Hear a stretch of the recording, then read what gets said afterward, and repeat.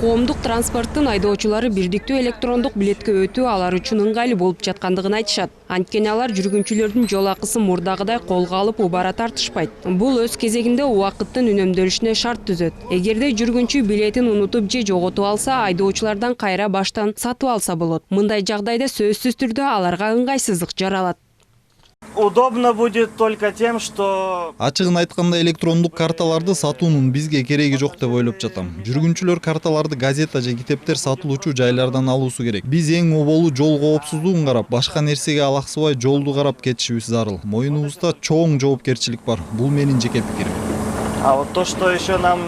Бирдиктүү электрондук билеттештирүүгө өтүүнү өкмөт 2013-жылы эле убадалаган. Бирок бул иштер создуктурулуп быйыл гана ишин баштоодо. Коомдук каттамда жол акысын төлөө үчүн берилүүчү электрондук билеттин баасы 50 сомду түзөт. Мектеп окуучулары мындай билеттерди жыл башынан тарта окуу жылы аяктаганга чейин колдонууга уруксат берилет. Алар ай сайын билетке 175 сом салып турушат. Ал эми чоңдор электрондук карталарын банк аркылуу төлөп турушу керек.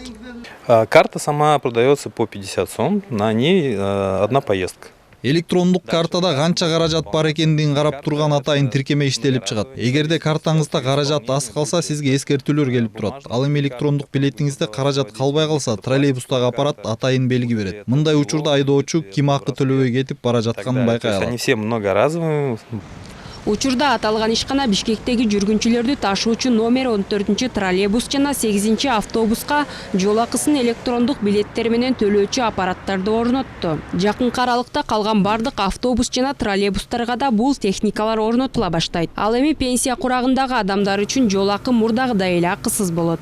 Грубо мы говорим, что $1 миллион, да. Азыркы тапта электрондук билеттин үлгүсүн гана чыгарып көрдүк. Алдыда дагы көптөгөн сыноолор бар. Учурда бул карталарды иштетүүчү аппараттарды текшерүүдөн өткөрүп жатабыз. Аппараттар жүргүнчүлөргө ыңгайсыздык жаратпай тургандай болуп даярдалган соң ишке бергени турабыз. Жалпысынан айтканда дагы 1-2 айдын аралыгында сыноо иштери толук түрдө бүтүп калат.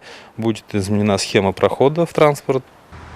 Адистер автобус жана троллейбустарга орнотулуучу техникалар 5 жылга чейин кызмат кылаарын убадалашууда. Мэриянын маалыматында 2020-жылдан тарта маршруттук унааларда электрондук билеттештирүүгө өткөрүлөт. Долбоорду ишке ашырууга жалпысынан $1 миллион каражат керектелет.